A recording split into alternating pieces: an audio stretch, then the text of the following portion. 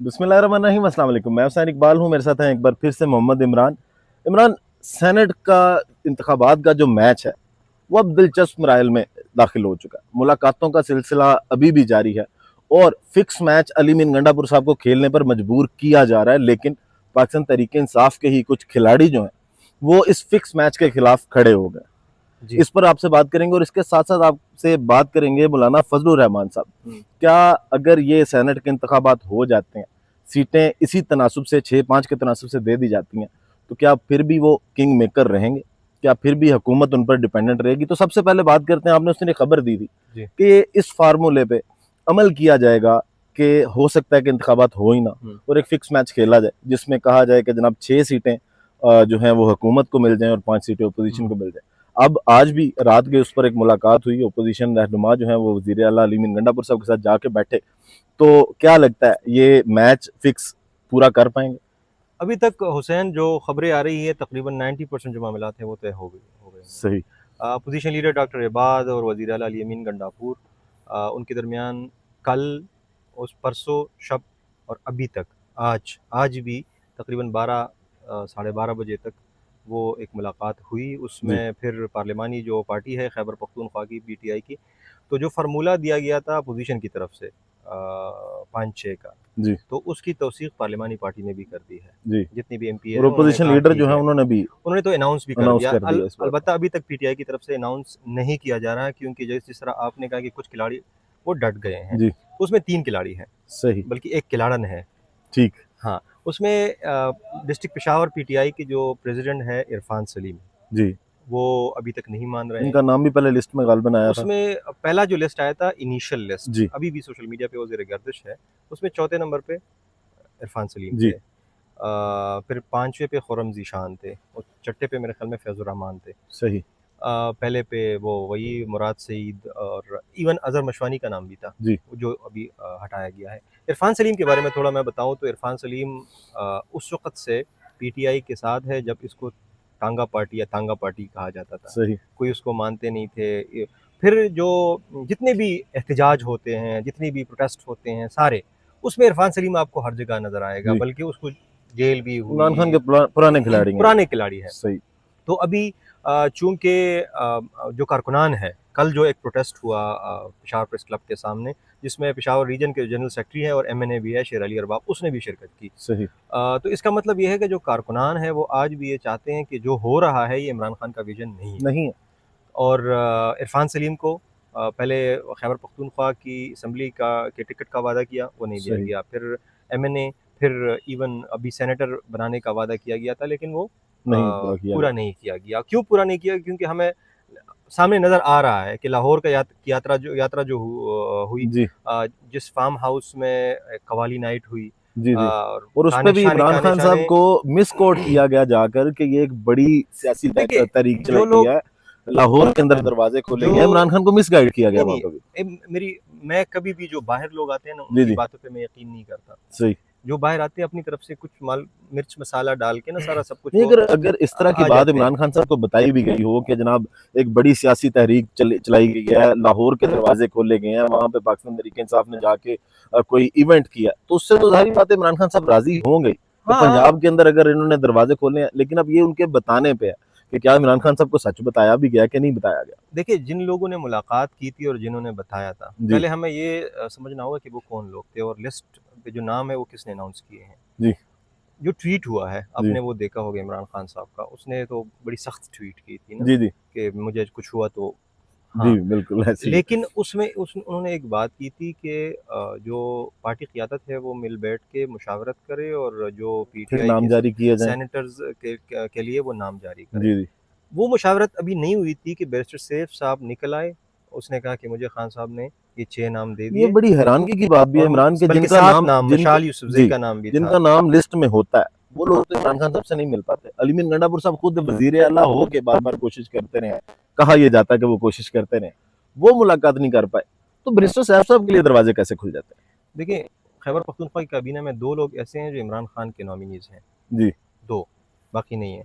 एक का नाम है मुज़म्मिल असलम, सही। दूसरे का नाम है बैरिस्टर सैफ। सही। बाकी आप समझदार हैं कि ठीक। उन्होंने क्यों किया है। तो सही। बैरिस्टर सैफ माजी, हाल, मुस्तकबिल जो भी है वो सबके सामने है कि वो किसकी तरफ से खेलता है। लेकिन उसी पे फिर आते हैं, अब क्या होगा जी सेनेट इलेक्शन में।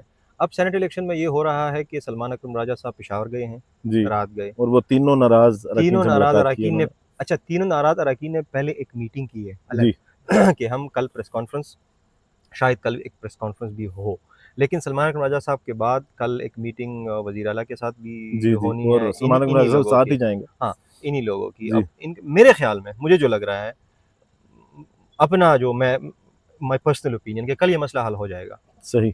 ये तीनों विथड्रॉ कर लेंगे। कुछ ठीक। जो भी है, जो भी होगा, इतनी मरकज़ी क़ियादत जब भी इन्वॉल्व होती है तो इरफान सलीम ऐसा बंदा है कि वो पार्टी के लिए कुछ भी कुर्बानी दे देंगे। कुर्बानी अच्छा, दे सकता है। अब ये फिक्स मैच पे मजबूरी के ओपोजिशन के साथ बैठना, क्या अली मीन गंडापुर साहब प्रेशर में दिखाई दे रहे हैं? क्योंकि इससे पहले एक हवा चलाई गई कि इनकी हुकूमत केपीके में से गिरा दी जाएगी। फिर इलेक्शन कमीशन का एक फैसला आया जिसमें तमाम अरकान जो हैं वो ना सुन्नी इत्तेहाद कौंसिल के रहे, ना पाकिस्तान तहरीक इंसाफ के रहे। उसके बाद फ्लोर क्रॉसिंग वाले मामला जो हैं वो भी आसान हो गए। क्या ये वो प्रेशर है कि अब सेनेट पे भी वो एक आधी सीट कुर्बान करने जा रहे हैं और उसके साथ साथ जनाब अपनी हुकूमत भी बचाने की कोशिश कर नहीं, रहे ये वो नहीं है, उसकी हुकूमत कोई नहीं गिरा रहा, जब तक पीटीआई वाले खुद ना चाहें। ये हैं? अलग, सही। ये वैसे ही शोशे छोड़ते हैं असल मसाइल से तवज्जो हटाने के लिए, क्योंकि ठीक। वहाँ पे कुछ हो नहीं रहा। उनका करप्शन के केसेस सामने आ रहे हैं, कोई मेगा प्रोजेक्ट शुरू नहीं किया जा रहा, तो उस तवज्जो हटाने के लिए, कारकुनान को एंगेज करने के लिए ऐसी खबरें सामने लाई जाती हैं। जहाँ तक ये फैसला है, एक्चुअली पीटीआई को अपने अरकान पे एतमाद नहीं है, सही। क्योंकि अली अमीन गंडापुर साहब के खिलाफ कारकुनान भी है। ठीक। पार्टी के कुछ ग्रुप्स भी हैं, जैसे शकील खान का ग्रुप, जुनैद अकबर का ग्रुप, इवन असद कैसर साहब का ग्रुप, सही। वो उनके लेकिन खिलाफ इस हैं। टाइम तो सारे एक ही लगने हैं। जुनैद नहीं, अकबर साहब भी तारीफ कर रहे थे मिर्जा खान अफरीदी साहब की, और मिर्जा खान अफरीदी साहब सबसे पसंदीदा कैंडिडेट हैं अब अली बन मीन गंडापुर साहब के। अब बन गए हैं ना सारे। ये जी मीडिया के सामने ऐसी होती हैं। आपने तारिक अरियानी साहब की गुफ्तगू सुनी होगी एक वर्कर कन्वेंशन में। मैंने लास्ट आपके साथ बात करते हुए यही बात कही थी कि तारिक अरियानी कल तक कह रहे थे कि मुझे मना किया गया है कि मिसाल यूसुफजई का प्रपोजर और सिकंदर नहीं बनना। सही। कल वो इलेक्शन कमीशन लेकिन वो तो वो उधर यही कहते हैं ना कि चले नाम गए आ ना। गया उधर से इमरान खान साहब की जानिब से, तो अब में इतराज कोई नहीं है इस पे।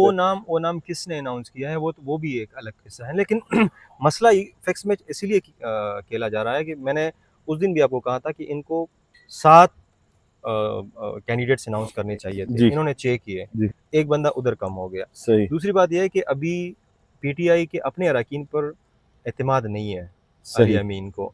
दूसरी बात यह है कि खैबर पख्तूनख्वा में अगर हम माजी में देख लें तो हमेशा पैसे का खेला गया है, सही। और जो खिलाड़ी मैदान में हैं बहुत से बड़े नाम हैं। दिलावर जो जेयूआई से है, दिलावर जी जी। खान साहब, और ये पूरे पाकिस्तान का मसला है। सेनेटर पंजाब में आपने देखा तला जो तला 20-21 महमूद, अरकान को सुप्रीम कोर्ट ने डीसीट किया, वहां पे भी पैसा चला था। जब अदम एतमाद की तहरीक लेके आई गई थी, जब यहाँ पर लाकर सिंध हाउस के अंदर ये एमपीएस एक को रखा तारीख है। गया, एमएनएस लेकिन को रखा गया। सेनेट में हमेशा, अभी जिस तरह हमने कहा था कि हाफिज हिंदुल्ला साहब ये दावा कर रहे हैं कि 22 करोड़ तक बोली पहुंच गई है, जी जी। तो ये सारा पैसों का खेल है और उस शर्मिंदगी से बचने के लिए फैसला किया जा रहा है, सही। बाकी अच्छा, कुछ नहीं है। अब इमरान समरी वज़ीर आला ने गवर्नर को भेज दी, हम्म, फैसल करीम टुंडी साहब को। उन्होंने अब 20 जुलाई को इजलास तलब हाँ, कर लिया। आपने ये खबर दी थी कि हो सकता है कि हलफ ना उठाए जाए हम्म, ताकि इंतखाबात ना हो। हम्म, आज भी जो जियो न्यूज़ है, जंग ग्रुप, उसकी जानिब से ये खबर लगाई जाती है कि अली मीन गंडापुर साहब ने समरी भेजी, हम्म, गवर्नर ने इजलास बुला लिया, लेकिन एट द एंड मशवरा ये दिया जा रहा है गंडापुर साहब को कि आप कोरम पूरा ना होने दें, हम्म। निशानदही करें कोरम की और इजलास को मुलतवी कर दी जाए। अगर हल्फ बर्दारी नहीं होती मखसूस नशिस्तों वाले कैंडिडेट्स की, तो फिर मामला किधर को जाते दिखाई देते हैं। देखिए, अगर 5-6 फार्मूला जो होने जा रहा है, और मेरे ख्याल में जी 90% वो हो भी गया, तो उसके लिए हल्फ की ज़रूरत नहीं है। सही। असम्बली इजलास इसलिए बुलाया गया है कि सुप्रीम कोर्ट के आईनी बेंच के फैसले के बाद इलेक्शन कमीशन ने, सेक्रेटरी इलेक्शन कमीशन ने पहले गवर्नर को ख़त लिखा। जी जी। गवर्नर साहब ने फिर principal secretary to chief minister, उनको ख़त लिखा, अब्दुल मजीद साहब को।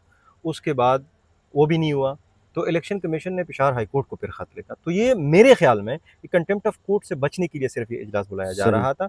और अगर ये हल्फ ना भी लेना स्पीकर साहब, तो पेशावर हाई कोर्ट को ऑलरेडी ख़त जा चुका है। जी जी। पेशावर हाई कोर्ट के चीफ जस्टिस या उनके कोई नॉमिनी, वो उनसे हल्फ ले सकते हैं इजीली। सही। लेकिन अगर ये जो 3 खिलाड़ी जो जिद पे अटक गए हैं, अगर ये अटके रहते हैं, जिसमें इरफान सलीम साहब की आपने बात की, खुरम हाँ, साहब की बात की, आयशा बानो की बात की, तो फिर उसके बाद हल्फ बर्दारी की तो जरूरी हो जाएगी ना, अगर इलेक्शन अगर करवाना अगर कल तक ये फैसला हो जाएगा, जी अगर कल तक ये, क्योंकि कल आखिरी तारीख भी है, कल तक अगर ये विड्रॉ नहीं करेंगे तो जी फिर इलेक्शन होगा, और ठीक फिर वो जो हलफ बर्दारी है, अगर वो नहीं होती तो फिर इलेक्शन भी नहीं होंगे। ठीक। अच्छा इमरान, आखिर में मौलाना फजलुर रहमान साहब की बातें करेंगे कि क्या वो पहले भी आपने देखा कि हुकूमत के लिए कम से कम अदम एतमाद इमरान खान साहब के लिए वही लेके आए, पीडीएम हुकूमत के सरबराह रहे वो। उसके बाद 26वीं आईनी तरमीम में जिस तरह मौलाना फजलुर रहमान साहब ने किरदार अदा किया, सेनेट में भी उनके सेनेटर्स ने वोट किया, कौमी असम्बली में भी उनके जो एमएनए थे उनकी जानब से वोट किया गया। अब 2/3 अक्सरियत के लिए हुकूमत को 64 अफराद चाहिए। अभी अगर ये इंतखाबात होते हैं, हुकूमत की तरफ 5, अपोजिशन के पास 5 सीटें आ जाती हैं इस फार्मूले के तहत, तब क्या मौलाना फजलुर रहमान साहब इतने ही इफेक्टिव रहेंगे? क्या वो अपने हाथ में ये गेम रखेंगे कि कल को हुकूमत जो है वो मेरे पे डिपेंडेंट है? देखिए, वो मौलाना साहब का एक मशहूर जुमला है ना, कि जिस हुकूमत में हम नहीं होते वो नहीं चल सकती। सही। हाँ, तो ये अगर 59 प्लस 5 कितने हुए? 64। 64 आपको चाहिए 2/3 जी अक्सरियत के लिए। तो अभी मौलाना साहब के मेरे ख्याल में 2, कामरान मुर्तज़ा साहब है, अताउर रहमान है, और एक मेरे ख्याल में फीमेल, 3 या 4 जो भी है सेनेटर्स हैं, 2 और आ जाएंगे। तो 64 के लिए मौलाना साहब की ज़रूरत तो पड़ेगी, जो भी वो है। सारे एस्टेब्लिशमेंट के फैसल वाडा साहब को सारे डाल सारे के और सारे बाकी जो जितने जितने जितने सेनेटर भी थे, लोग हैं, फिर भी बीएनपी मौलाना, मेंगल को भी अंदर हाँ, अगर दो उनके भी सेनेटर डाले फिर गए भी फिर भी मौलाना साहब की ज़रूरत पड़ेगी इनको। मौलाना साहब के बगैर पाकिस्तान में कोई हुकूमत नहीं चल सकती। तो आज एक और मतलब जब आइन की आप पासदारी नहीं करते, जब आइन पर अमल दरामद नहीं किया जाता, जब सुप्रीम कोर्ट एक पार्टी को इलेक्शन से पहले ही, और सबसे बड़ी पार्टी को जो उससे पहले रूलिंग पार्टी रह चुकी है, उसको खत्म कर देती है, उससे उसका सैम्बल ले लेती है, और उसके बाद ये मखसूस नशिस्तों का जो फैसला अब आया, इस तरह के फैसले आते हैं, फिर चीजें आइन की बजाय टॉस पे होती हैं। आज आपने देखा कि मखसूस नशिस्तें जेयूआई फे और नून लीग का तो मामला तय हो गया, देखिए, नून लीग ने वहां पे कुर्बानी दे दी। उस पे मेरा एक अलग नज़रिया है, जो टेक्निकल बुनियादों पे कभी-कभी फ़ैसले हो जाते हैं।